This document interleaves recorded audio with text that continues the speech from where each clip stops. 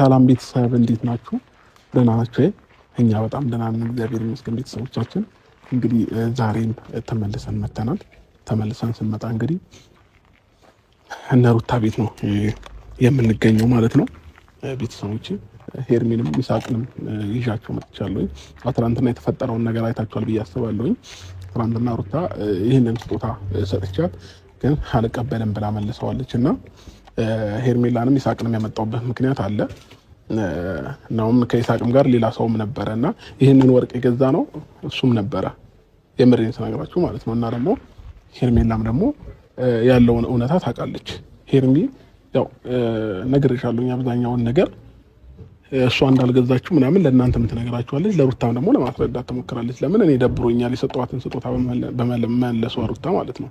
ለምን መመለስ አልነበረባትም? የፈለገ ቢሆን ከእነሱ ይልቅ እኔን ነበር ማመን የነበረባት እና ይመስለኛል ሰውም በዚህ ሰዓት እኔና እሷ ስንስማማ ምናምን